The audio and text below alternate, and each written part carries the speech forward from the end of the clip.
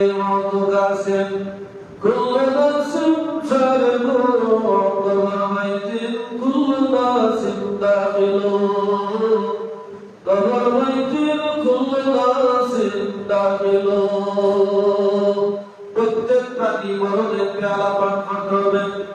মরণ অবশ্যই হবে মরা লাগবে দুনিয়ায় চিরস্থায়ী থাকার জায়গা না ইয়াদিন কবরের মধ্যে প্রবেশ করা লাগবে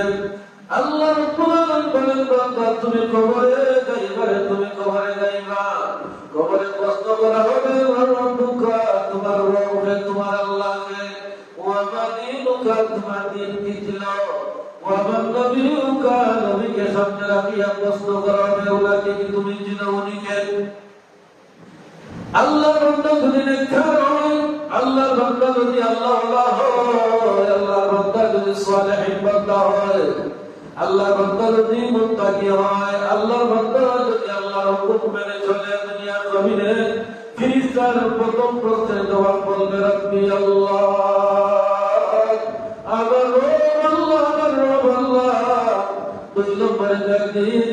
ইসলাম আমার দিন ছিল ইসলাম ইন্নাদ-দীন ইনদাল্লাহিল ইসলাম যেমাত্র তিন নম্বর প্রশ্ন করবেন আল্লাহর নবী সম্পর্কে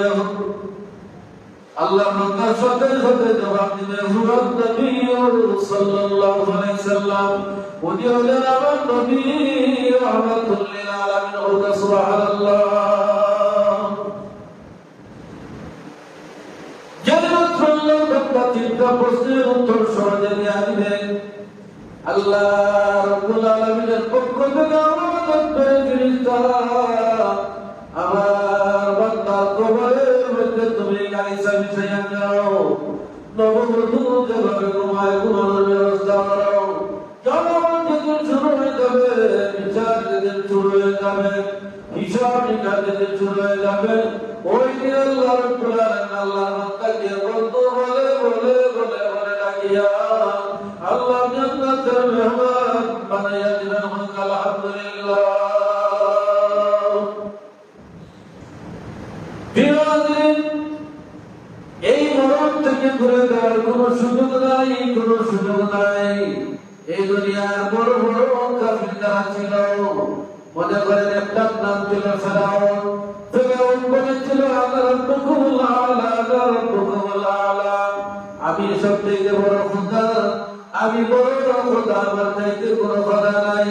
আল্লাহ রাব্বুল আলামিন ফেরাউনের অবাধ্যচারিতার কারণে ফেরাউনের নাফরমানির কারণে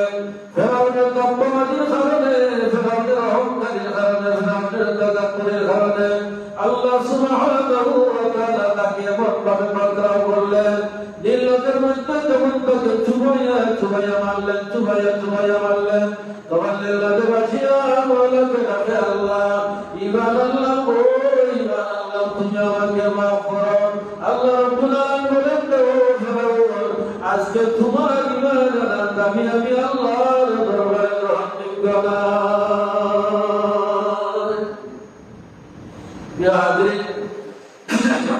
মানুষকে মরে যাওয়ার পরে কবরে যাওয়ার পরে আযাব দেখিয়া বলবে আল্লাহ দুনিয়াতে কিছু মানুষ আমাদেরকে বিভ্রান্ত করেছিল কিছু আধিপত্য বিস্তার করেছিল আমাদের উপরে তারা ছিল সমাজের প্রভাবশালী তারা ছিল ধার্মিক আল্লাহ এই সমস্ত বান্দাদের কথা না শুনিয়া চলার মতো কোনো সুযোগ নাই আল্লাহ তুমি যদি আমাকে দুনিয়ায় যাও তাদের কথা মানবো না তাদের কথা মানবো না আল্লাহ তোমার হুকুম মানবো তোমার তরিকা মতো চলবো আল্লাহ রাব্বুল আলামিন বলেন বান্দারে আমি তোরে জ্ঞান দিয়েছিলাম বিবেক দিয়েছিলাম বুদ্ধি দিয়েছিলাম তোকে আমি চক্ষু দিয়েছিলাম তোর মতো বহু মানুষের চক্ষু নাই তোর মতো বহু মানুষের আপন বুদ্ধি নাই আমি অনেক মানুষকে বোকা বানাইয়া দুনিয়াতে দিয়েছি অনেক মানুষকে অন্ধ বানাইয়া দিলাম আর আমি তোদের জ্ঞানী বানাইয়া দিলাম। তোর কান খোলা ছিল, চক্ষু খোলা ছিল,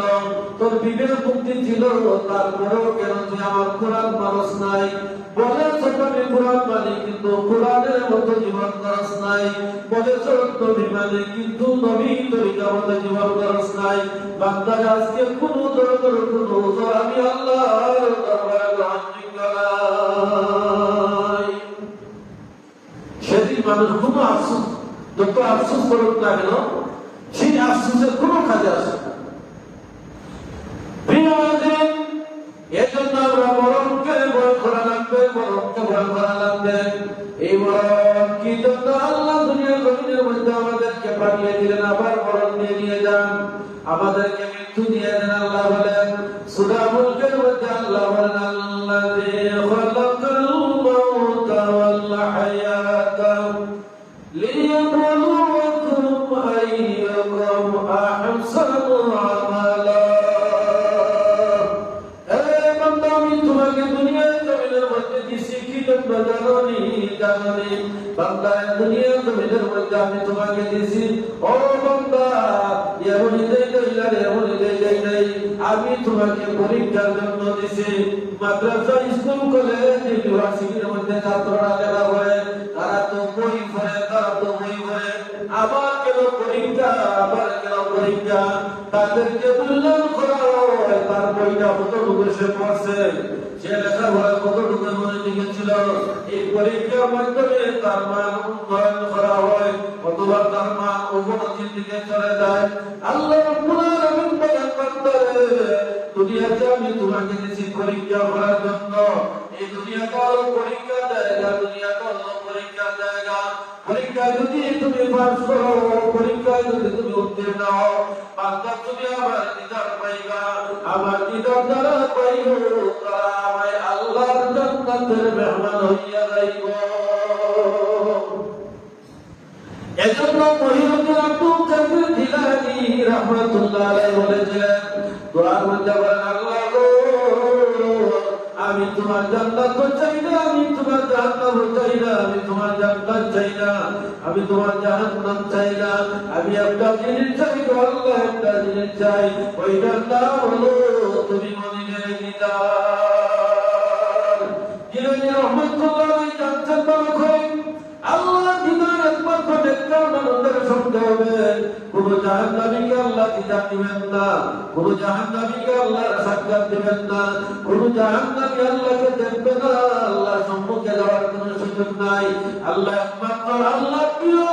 বান্দা যারা, নেককার বান্দা যারা, সালেহীন বান্দা যারা, এই সমস্ত বান্দাকে আল্লাহ দিদার দিবেন। আল্লাহ বলেন, ফামান কানা ইয়ারজু লিকা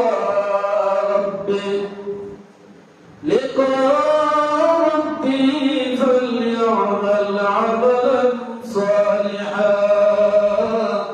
ولا يشرك بعبادة ربه أحدا। আল্লাহ রাব্বুল আলামিন কোরআনুল কারীমের মধ্যে ঘোষণা করে দিলেন, সেসব বান্দা আমার দিদার পাইবে, তাদেরকে আমি সাক্ষাৎ দিব যারা আমি আল্লাহর ইবাদত করছে, আমি আল্লাহর সাথে শরীক করে নাই, আমি আল্লাহর সাথে কোন ধরনের কথা কোন শরীক করে নাই।